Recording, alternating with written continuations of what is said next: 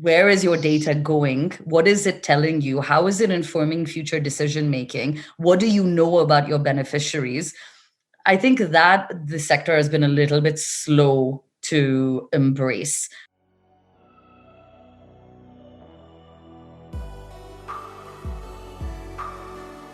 From Coordinate Sport, it's The Drive Phase, a show about sports founders, leaders, and experts and their stories behind their business journeys.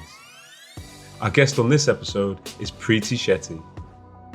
Preeti works at the forefront of data evaluation in sport and the third sector. She's the head of Upshot, the Football Foundation's award-winning M&E software tool. Preeti leads a team which now services over 850 partners across the world. In this episode, Preeti talks us through her early life growing up in Dubai, moving to the UK to study at university, and the journey from starting out as a BBC intern to now leading a global sports tech company. We hear her thoughts on the sports industry and the benefits of digital transformation for all sports organisations. We also touch on her thoughts about the current state of the industry regarding diversity, especially in leadership and management roles. A great guest and an example of someone who really loves their job. Enjoy. Okay, so delighted to welcome Preeti Shetty onto the podcast today. She's the head of Upshot, an award-winning data evaluation tool created by the Football Foundation. Preeti works with hundreds, almost 800 or more than 800 partners to showcase the impact their programs are making in the community. And also, she was named Sport Industry Next Gen Leader 2016, so we might touch on that later on. But yeah, welcome to the podcast. Thanks, it's great to be here. Brilliant. Normally how we kick off, just try and get to know you a little bit for our listeners.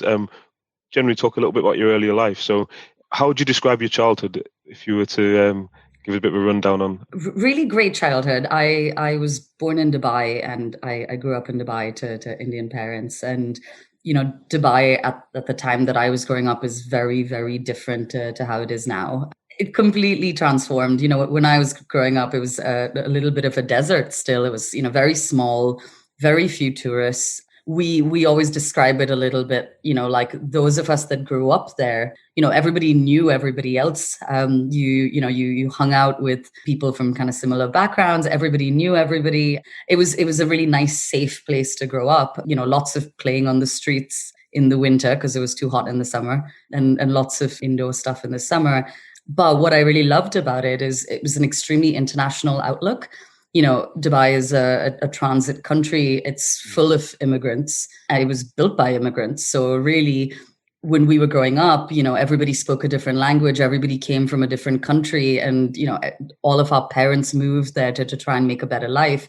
So you had this sense of internationality, which I think made us really curious and made us, extremely open to other cultures, other religions, other races. Definitely. And so you mentioned that your parents moved there for a better life. What did they do? Obviously, a lot of times, if it's first generation, they might set up a business, something like that. Obviously, we're talking entrepreneurship. That's exactly what they did. So my dad worked in construction, which is why everybody moved to Dubai at that point. Yeah, exactly.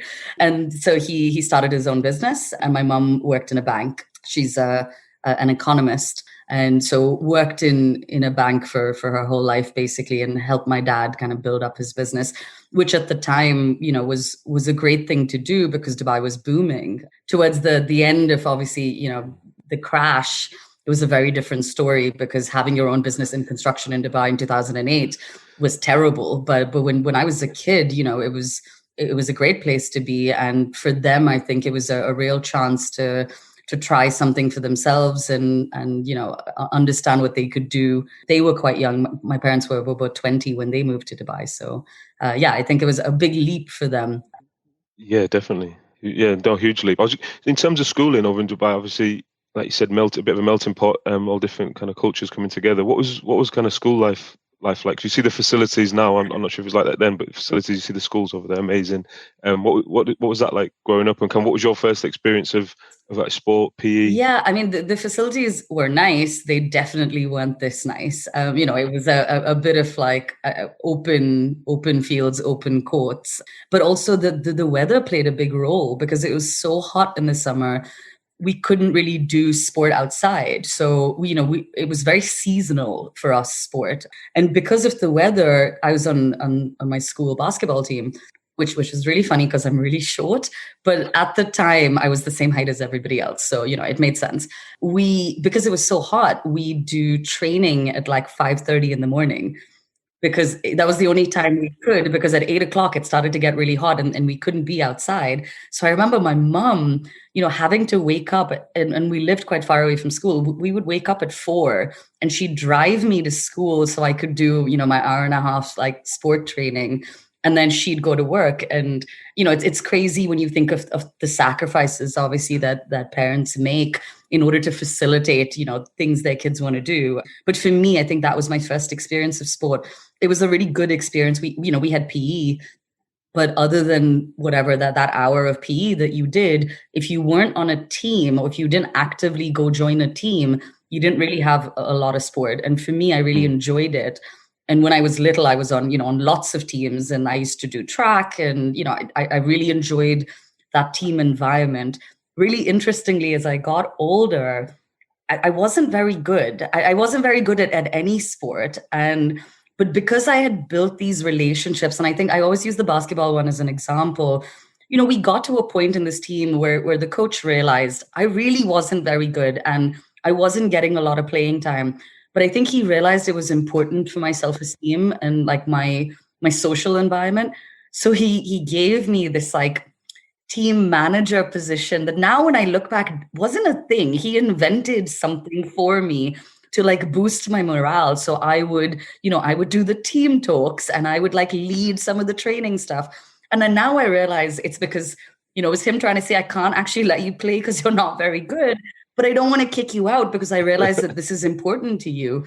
And so, I got to go to all the games and do all the away stuff. I got to feel like part of that team, even though I wasn't very good. I don't know if that would fly anymore. You know what I mean? It's competitive. And I think if that was to happen now, I think other kids would be like, what's going on? How does she get to do this? But at the time, I had a great relationship with my coach, and, it really allowed me to build this network that, that gave me something outside of class. Definitely. I think that'll definitely resonate with a lot of the coaches out there, especially community coaches or guys delivering PE on a regular basis. You've always got the kind of third of the class who aren't super sporty or not quite interested, and you need to engage them. So definitely. And then also it speaks to those transferable skills, like leadership skills. Absolutely. And I think, it's such an important life lesson, because I think at that, it's such a crucial age. At that point, if he had said, or someone had said, you know what, you're not good enough, so you can't come anymore, I think I would have ended up not liking sport, right? Because it's rejection and it's a horrible feeling. Because that didn't happen, I ended up not playing very much, but I was still there. I was still running. I was still engaged. I still watched every sport. And I think it gave me that love for sport that, I wouldn't have had otherwise. And I think as a coach or a parent or a volunteer, you look around and you see these kids who aren't necessarily engaged. And I think it's because we often say, it's not fun unless you're good at it. You can't do anything unless you're good at it. And I don't think, like, for me, I've ended up working in sport and I've never been good at it. Yeah, and I think I could talk about it for hours, but that kind of first impression, all the coaches, especially the community coaches and the guys working in schools and at the early years, that's like your first experience or something, right? So if you had a bad experience, it could switch you off for life, or that coach that you had really ignited something. So not ideally, maybe not be taking sport to the elite level, but you're going to still be active and still not worry about participating and do that until later life. So, and hopefully that's what everyone's trying to do to combat all the other challenges we're facing in society, people being inactive, etc. So no, great insights. Just leaving school, obviously, I know you moved over to the UK. Was that kind of end of high school, sixth form time, or? Yeah, exactly. So I finished high school. I actually did a gap year in Belgium, which is really random. And then, I was trying to figure out what I wanted to do. I had family in Belgium, so I spent a year there, and then, decided to come here for university. The plan was very much 3 years, do my undergrad and then leave, and not necessarily go back home, but go somewhere else, right? And again, it was one of those, I wasn't really sure what I wanted to do. I thought I wanted to work in TV production, interestingly. So my undergrad, so I went to Goldsmiths. My undergrad was, kind of media and comms with quite a lot of TV and radio production thrown in. And in my head, I was like, oh, this is, it's interesting and I enjoy this. And that's what I thought I wanted to do.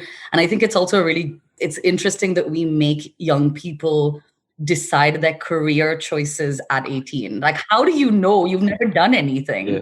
So you pick something and often you stick with it.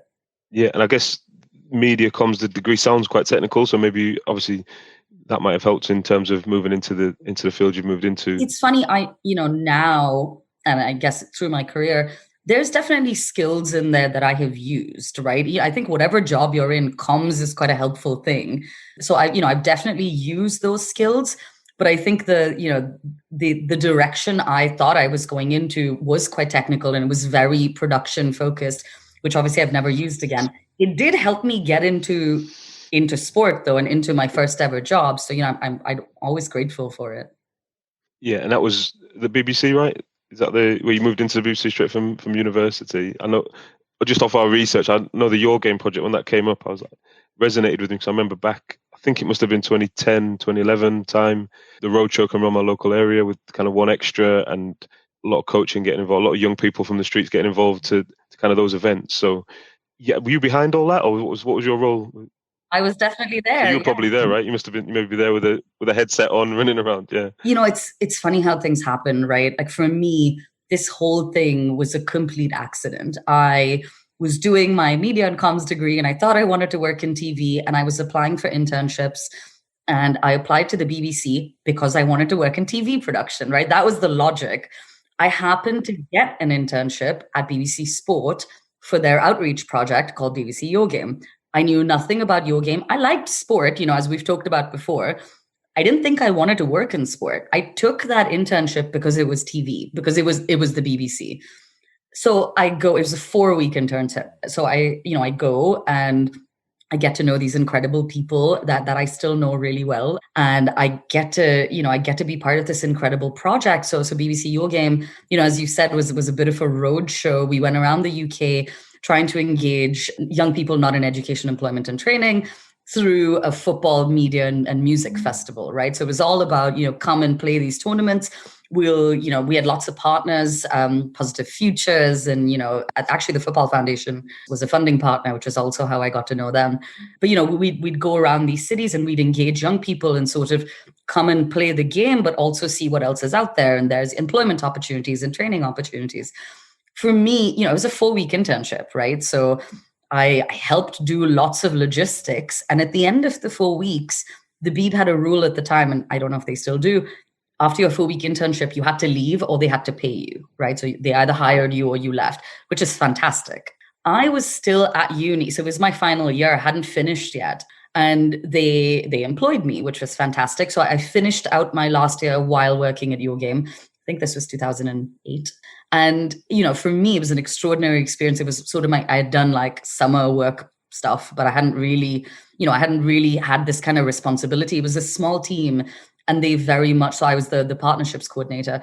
And, I did a lot of logistics, right? I organized things and I organized things for people. And, I was young and it gave me this incredible insight into what sport can do. And this power of sport that we talk about. And the team was fantastic. And my boss at the time, was incredible and was very much gave me the opportunity to take responsibility and try new things. And I'll never forget, there was a meeting with the Football Foundation and it was quite a big meeting and he couldn't go, my boss couldn't go. And he said, do you want to go and just lead the meeting?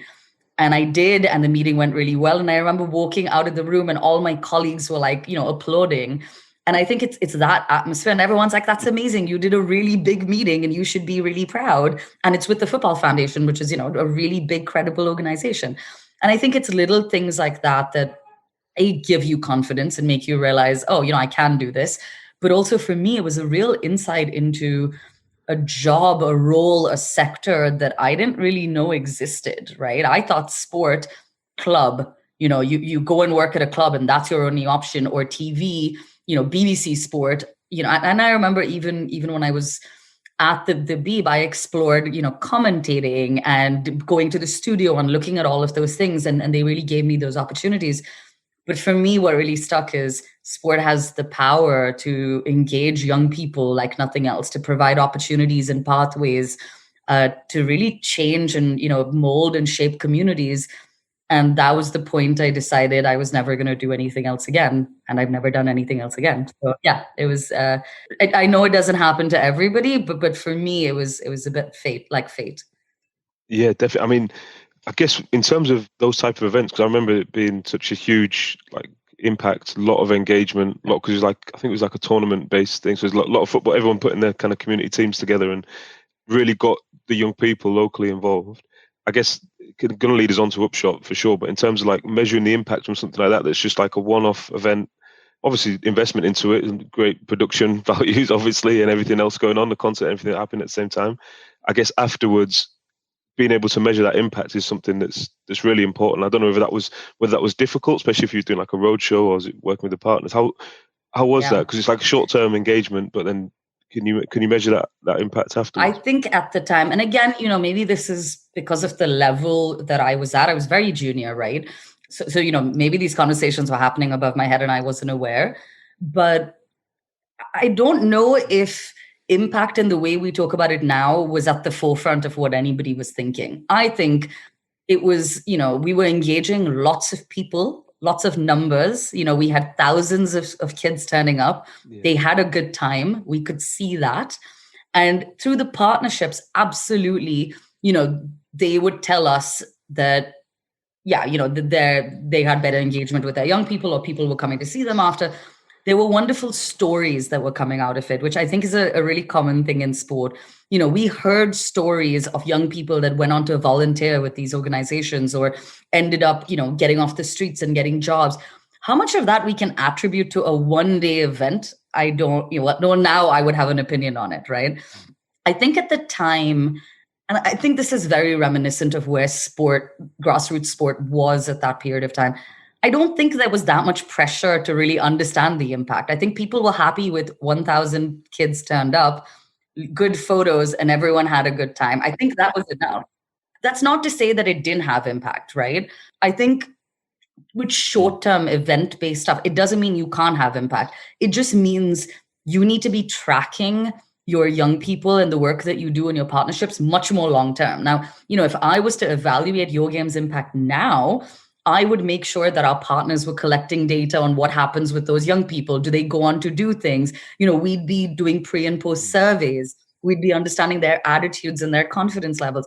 That's just not where sport was at that point in time. And I think numbers and stories were enough. Yeah, definitely. I think that obviously, if you were to have that data, obviously that's going to be able to drive the insights that are going to lead to the next round of investment or the next funding round, etc. So, kind of leads us on to Upshot. I mean, in terms of your journey, I know you went through a lot of other roles prior to arriving at Upshot. I know tight on time, and I want to kind of look at kind of the genesis of that. So we kind of talked about the issue and the problem that was maybe there 10 years ago, 12 years ago.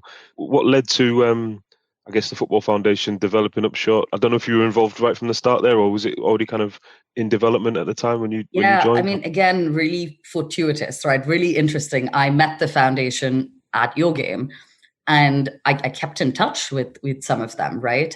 And so they were always kind of on my radar. I actually, interestingly, I think I applied for other jobs at the foundation that I didn't get, over the years. But I then went on to do my master's. And I did a master's in sports management and the business of football.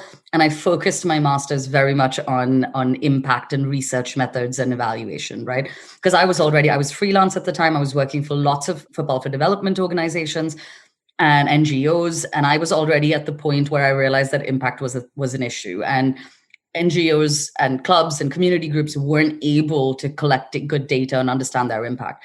I ended up writing my dissertation on comparing monitoring and evaluation tools in the sport for development sector. Very boring. Nobody would read it other than me. But oh God, Oh, we've actually got a copy. We've had a read through it. Joking. So as I was doing my dissertation, I had heard that the foundation was building Upshot. So they started building Upshot the year before I started, really, and the year I was doing my dissertation. Because I already had connections there, I reached out to the foundation and said, hey, this is actually what I'm writing my dissertation on. Can I get an early peek, if you like, and can I understand the drivers behind it? Because I also wrote about other tools. So I actually was very lucky to spend the year that they were developing it. I spent researching it, and I had kind of inside access to the foundation while they were doing it, which was very lucky. I then go write my dissertation, I finish, I graduate, and a friend of mine sent me this job at Upshot at the foundation. It was a horrible title. It was called Sales and Implementation Consultant, which is a horrible name. And someone sent it to me and said, isn't this what you wrote your dissertation on? You should totally apply. And while I was really interested in M&E and impact, Upshot was marketed at the time very much as like a tech thing, and the role was quite sales. And I wasn't really interested in that area. I think I waited till like the hour before the deadline, and then I was like, whatever, I have nothing to lose. I applied, I got an interview. The interview was hilarious. It was like a 2.5 hour interview with my old boss. And their questions were, what sales experience do you have? And I said, none. And they were like, right, what software experience do you have? None. They were like, why are you here? And I was like, well, I've spent a year researching what you're doing and also what the market is doing, right? So while I don't have any of this experience, I know absolutely why people need it. And I also know everything about you and all your competitors. It sort of puts me in a really good place to do this. I finished the interview. I got a call pretty much immediately, and they said, so we really don't think you're right for this role. And I was like, right. Thanks for that. And they were like, so we've hired someone who is. And I was like, wow, this is a really horrible phone call. And they were like, yeah. And then they were like, so we hired somebody who we think is a good fit for the role, but we think you're great. And actually, you do know everything about this. So we'd like to hire you too. And, we'll figure out what these roles look like. So they actually hired two of us. And this was really early. So this was end of 2012, I want to say, and Upshot launched in 2012. So, pretty much the beginning. And that was fantastic. For the foundation, the whole purpose of building Upshot was to try and understand the impact that they were having, right? As the UK's largest sports charity, as a big funder, the foundation was giving all this money away to clubs, to community groups, and asking for annual reports. And, as we talked about before, a bit like your game, the reports would say we've engaged with 1,000 kids this year. And what the foundation was trying to get out of it is, so what? What has happened because you've done that? And how can you explain that to me? How can we be more outcomes focused, right? Which is the language that we would use now. We talk about being outcomes focused.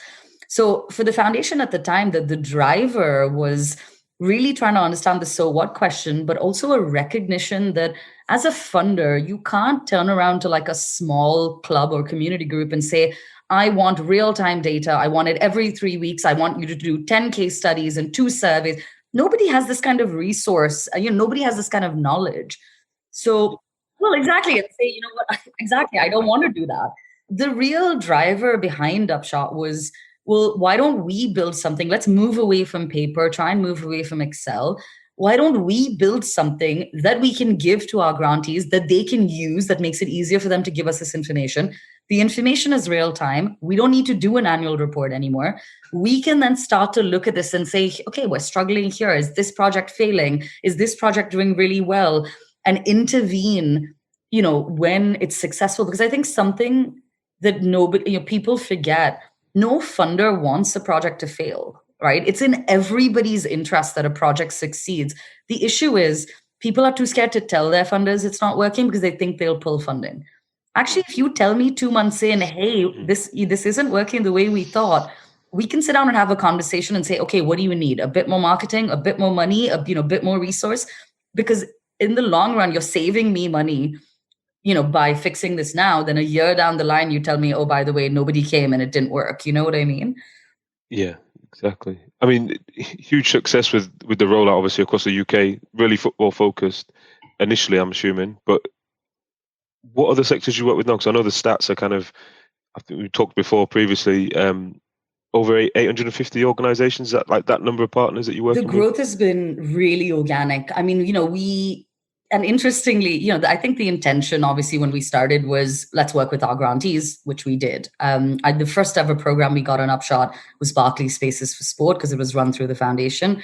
We quickly realized that this isn't a football issue. And actually, this isn't even a sport issue. Anybody delivering a community intervention is struggling with collecting data, understanding what to measure, reporting to their stakeholders, or telling their story. These things are a common thread with community organizations. So we started very much reaching out to people we know. And that then grew, and somebody would tell somebody else. And it's interesting, our model. So yeah, we're on just over 850 organizations right now. Probably 87% of our business comes from referrals from existing clients. So it's such an insane number. It's because we work with one organization, they tell their neighbors or their friends or their parents or their partners.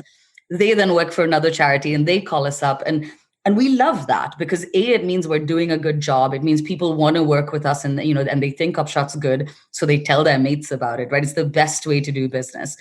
But what's been interesting with this growth is the sectors have just kind of grown. So yeah, we do bits of work with football, but actually we work with every rugby league club in the country, every Premiership rugby club in the country, every county cricket board. We work with boxing. We work with small community organizations that are delivering multi-sport and dance and yoga.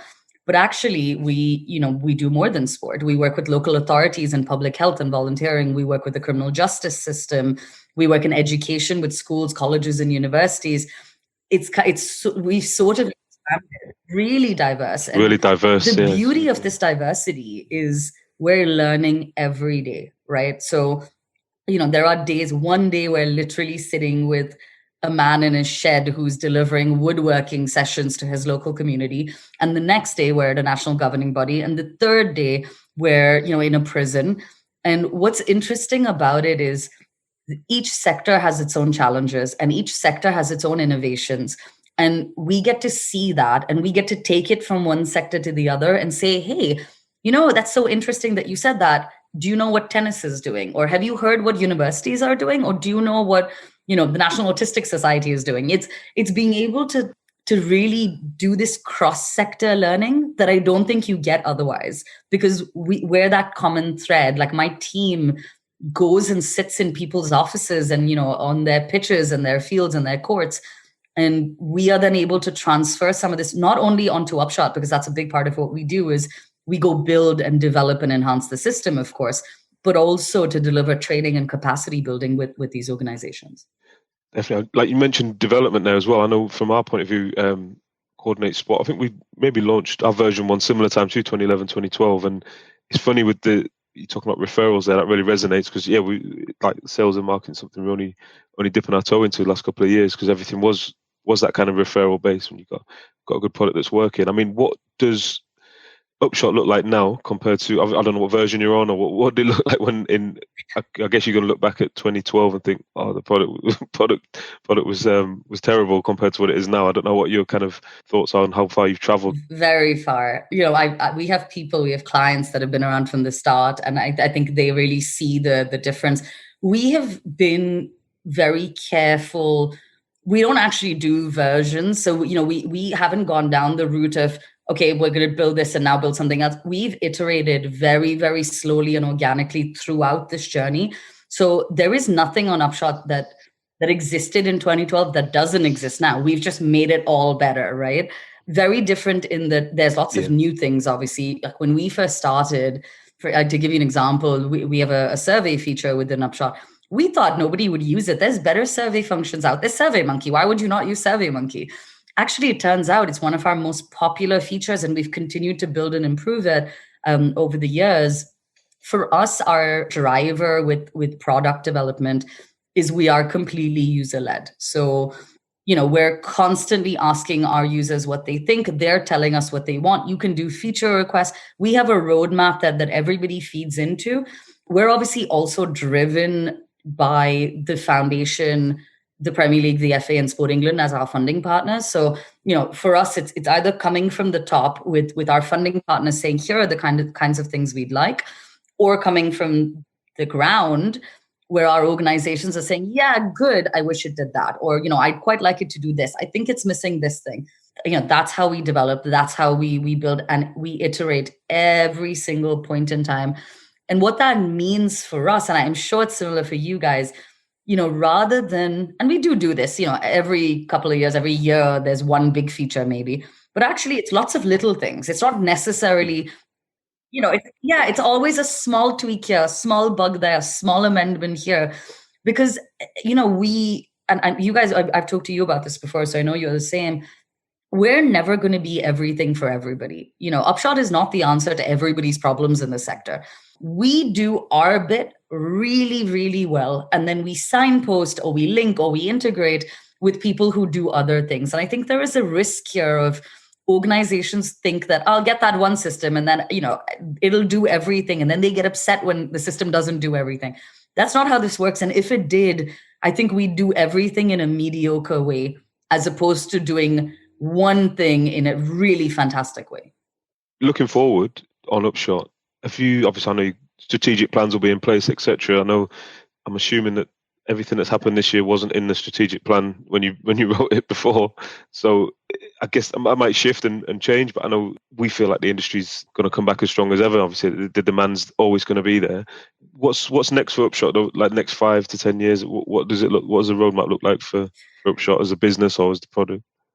Interestingly, I think for us, it was a really an important realization that, of course, our organization struggled, but they also pivoted and they also adapted. And actually, it gave, I think, a lot of organizations the time to stop and think about impact and think about what they want to do and think about diversifying their income. Things that, you're so busy with day to day, you don't get time to do. So we've been busier this year than we've ever been before. And, we've been getting emails from people that we talked to 2 years ago who are like, we're finally ready to do this because we have some time. And that, I think, is what's driving our next, 5-year strategy. It's a recognition that impact isn't going anywhere. It's never been more important for you to collect good data, understand what it means, feed through the voice of your beneficiary, evidence your impact. These things aren't going away. Tell your story. For us, we're very much looking at how do we scale and grow and support bigger sections of our sector and any sector for that matter, but in a way that we don't lose quality, right? My favorite thing and my teams is we know the names of all of the 850 organizations that we work with. Like we're a small business and we do free support. So when somebody has a problem, they call us and, we're on the end of a phone and we're a bit like your outsourced M&E team, right? And we don't want to lose that. So I think, yes, we want to grow and scale, but we want to keep this element, this ethos that we've always had, which is, it's not, as Upshot has always been, we're not profit making. So, for us, any money that we make, we reinvest back in, we give to the foundation. We don't want to lose that feeling. And I think that's really important to us when we're looking at growth. We're doing a lot of international at the moment. As I said, we're doing, lots of non-sport. We're doing quite a lot of government work. And that's great. But how do we do it without losing, our grassroots ethos of understanding that we just want to help organizations do what they do better, right? And how do we achieve that? But also, and I think profit and purpose are not mutually exclusive. There's nobody is saying that you can't be a successful business and make money and also do good at the same time. And I think for us, the next 5 years is how do we balance profit and purpose really well? Definitely. I think for you, especially because it's so transferable, the products and the requirement for evidencing that impact, you kind of have to think, we could help everyone basically. And you've got to kind of, rein that in a little bit and make sure you have to learn to say no, right? Like this is the thing. It's so hard. But sometimes we're not a good fit. And sometimes, it's not Upshot, it's something else. And it's taken us a long time as a team to say, this isn't going to work, or we don't have time to do this, or it doesn't make sense, or the sector, isn't our bread and butter. And I think those are hard decisions you make as a small business that's moving to a medium-sized business, right? Is realizing that you can't just say yes to everybody. I'm really interested to pick your brains on the sports industry, right? So if we take it back to kind of sport, community sport providers or commercial providers, for me, obviously, digital transformation is key. I know we just touched on it there, like the pandemic and the issues we've been facing. If you kind of move to digital already, or if you're still running in paper, you might find it really difficult to kind of react and pivot, like you were saying a lot of your partners were doing.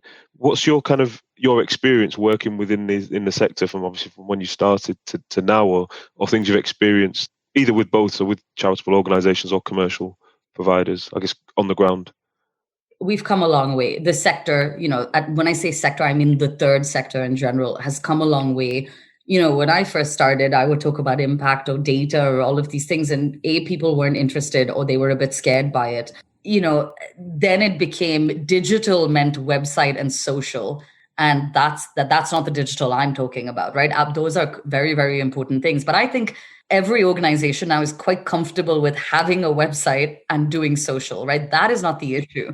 The digital we're talking about, our end, and when we talk about digital transformation, we're talking your systems, your data, right? What we're talking about here is what are the efficiencies operationally that you can have, from your end-to-end cycle, right? From where you start to when you finish. Where is your data going? What is it telling you? How is it informing future decision making? What do you know about your beneficiaries? I think that the sector has been a little bit slow to embrace. One, because, and this might be a little bit of a stereotype, but our sport especially, actually non-sport too, mostly volunteer-led, coaches love what they do, very good at it, don't like admin, don't like systems, understandably don't want to waste valuable delivery time by going and recording loads of notes. Like, I get that, right? I think they've been a little bit slow to, and that is changing. But I think they've been a little bit slow to embrace it. There are still loads of, like I always say, when people say, who's your biggest competitor? Excel is my biggest competitor. With all of ours, without a doubt. Exactly. And Excel is fantastic. I'm not saying you should move away from Excel, but I think it's understanding where you are in your organization's journey and understanding whether, for me, I don't consider myself a tech person. I happen to run a tech business, but for me, tech should help us make our lives easier. And there are hundreds of things that technology can do that if it can do it, why would I waste my time trying to do it manually or doing it on Excel, right? So I think where it's changing, and charities have recognized that we need to embrace digital a lot more. And there are things it can give us, and it can buy us time, and it can help us do things a lot quicker. My concern, and I think the impact bit the sector has got, so much so that it's become a buzzword. And that's my concern with this is, you Google digital transformation and every charity seems to have a job going, head of digital transformation. What does that mean? Do you know what I mean? I don't think the solution is just to go hire a person that's going to come and fix everything for you. Because if you're trying to save the time as well, if you're trying to save people time, then it should be the team that's already there, right? The system should be doing those problems, should be solving that problem. And so it doesn't mean, I need to bring in the tech guy to solve it. Maybe a culture change. That's the word. It's culture change, right? Whether you do it by hiring somebody or you do it with your internal teams, the fact of the matter is it's not one person's job. As an organization, is your culture data driven, insight led? Is it tech focused?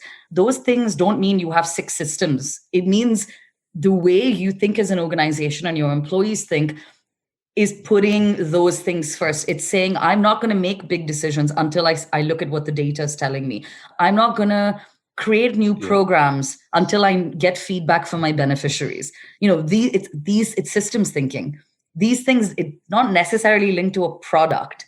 It's linked to how you deal with the people you work with. And I think we're getting there, but my concern is, will this become a tick box exercise? Yes, I have impact. You know what I mean? It's not a one-time thing. Yeah, for sure. So I was going to say, in terms of, you touched on something there around wasting time, I guess, is one big one that I always focus on. And it's kind of, someone has to see the value, right, in that product. So if they don't see the value of why we're bringing the system in, for the coach, that means they don't have to be filling out paper registers or whatnot, and they can provide more value out in the field. But also for kind of the senior manager who used to be dumped with that big stack of paperwork, and yeah, for the charity, they're probably one of the most expensive resources, the person who can generate the most kind of growth or impact out in the field, but they're doing the admin. So yeah, if someone sees the value in the system, then they're definitely going to be on board and get the most out of it. Just moving on a little bit in terms of kind of the industry as a whole. I don't know whether you have any of these, but we always ask around any myths or things that common myths around talking sports industry, so community sport delivery and PE and school sport, etc. Have you got any myths that you don't like? Think something that pushes your buttons when people maybe outside the industry or within the industry talk about things that are happening, common myths or misconceptions of people working in it? I think there, from the outside, there is this perception that sport has a lot of money, right? And it does. And therefore, what is the problem here? Because footballers are being paid, so much money, and look at TV rights, and why are you complaining about grassroots sport? And I think that pushes my buttons, because I think outside from the outside, people don't know how much good work goes on in sport. There is actually a phenomenal amount of community work that happens at every level of the game, from clubs, community foundations to, and I think we've seen it so clearly during the pandemic. Football clubs became shelters, and they delivered food aid, and they did social isolation stuff. That's not, I think people don't really see the value of what sport actually does in the community. And there's this perception of what happens at the highest level of the game and what happens at the lowest level of the game. And for me, that's something that, and every time I tell people, so I do lots of stuff with universities. I go speak at university sport courses. And there's quite a lot of international students there. And when I tell them, they're always like, oh, we didn't know all of that happens. We didn't know that, the Premier League gives money towards this thing, or the FA delivers this program, or this tiny club, does all these things in their community for elderly people and for people with disabilities and for the BAME community. And I hate that term. But I think for me, that perception I'd quite like to change, because then when one individual, a Marcus Rashford or a Mata or, Sterling, when they do one thing and that becomes really big, everyone treats them, and I'm not taking anything away from them, but treats them as the exception. And I don't think they're the exception. I think there is a lot of good that happens in our community, in our sector. I just think the outside world doesn't necessarily know about it, because the negative stories outweigh the positive sometimes. Yeah, and it's such a big, obviously, especially football, the profile's so huge of the Premier League. It's difficult to kind of get some more headlines, but totally agree on that one. I mean, you touched a little bit on the, obviously, diversity. And obviously, a couple of us are sitting here now as part of the BAME community, leading businesses, running organizations. I just wanted to kind of ask you, in terms of your experience, I know from when you started in the industry to now, I guess, do you have a take on, obviously, hopefully there's distance traveled and we've had progress, etc., but just more around kind of the leadership positions, kind of that senior management roles, and where do you kind of see the land at the moment, or where it was previously? No, we could do a whole other podcast on this, I'm sure. Yeah, part two just on that. Yeah, it's a hard one. Have I seen distance traveled? In some sense. Do I think it's far enough? Absolutely not. I think the last year has just brought to the surface, and actually it's a journey that started in 2016 with Brexit, has brought to the surface a lot of these opinions, a lot of the issues that we have in our sector when it comes to diversity. I think there's been progress in terms of, the UK governance code and women on boards and that kind of thing. Still a long way to go. I think we're missing the intersectionality. There's lots of stuff around women. What about Black women? What about, you know what I mean? What about women that are disabled? And I guess that's why you don't like the term BAME. I guess, yeah, like lumping everyone into the same. And it's doing us a disservice by lumping us into the same pot, because it's really easy to look at this and say, that's fine, I've got 4 Asians. That's not, yeah, but you have no Black people. Do you see what I mean? Like, you can't, what you're doing is pitting us against each other by doing that. And that's the last thing we need, is to pit us against each other. And also, we're not necessarily the minority globally, right? So, I think you said something really important, and it's where my focus is. I think there's a lot of people looking at boards, right? It's been everywhere. We know there's not enough diversity on boards. There are hundreds of programs. And I think this is everybody's solution. Let's start a leadership program to get more people of color on boards, more women on boards. I don't think it's about just the courses. There also need to be the opportunities. There's 100 people that have been on courses. Where are the jobs? They're still not getting the jobs. For me, it is the exec. It's senior management and middle management. That's where we need the diversity, because they are the ones that are not moving up, right? And nobody, we don't publish this data. I've been trying to look at it for ages. Where is the data on employee makeup of sport organizations in the UK? We can't see it. And therefore, I think that's the level we need to focus on. And there is a little bit here about, unconscious bias. And there was a period we all went through unconscious bias training, right? It's more than unconscious bias. It needs to be positive action, right? And, for me, you can send 100 people on courses. You can create 100 of these, these board ready, management ready things that people can go on. At the end of the day, if your interview panel is white male and over 50, I'll tell you what, the odds are I'm probably not getting this job, right? And that's not because they're all racist. That's not what anybody is saying. We're saying it's it's a systemic thing. The problem is with the system. We're not enough people are getting through. And if we're not representative of the communities that we live and work in, then we have a problem. And that's all that we're trying to be, is representative of the communities that you live and work in. Nothing more, nothing less. 100%. I echo all those sentiments. This is probably a good question now, because we're running out of time. And my next question is, like, how does it look? How does a day look for you? A general day, and I know you are back to back all the time with meetings, etc. So we cut that short. I mean, yeah, what does your daily routine look like? I mean, obviously now at the moment, a lot of Zoom, I'm assuming, but yeah, what does it generally look like? Yeah, I tend to cram my days in. So I am, and you know this because we've had to do this a few times. I am back to back. I'm usually back to back all day. That frustrates me because I'm like, oh, when am I supposed to do the work that comes off the back of these conversations, right? So, everything sort of merges into one. My days, pre-COVID, and actually now, it's very different. And that's what I love about it.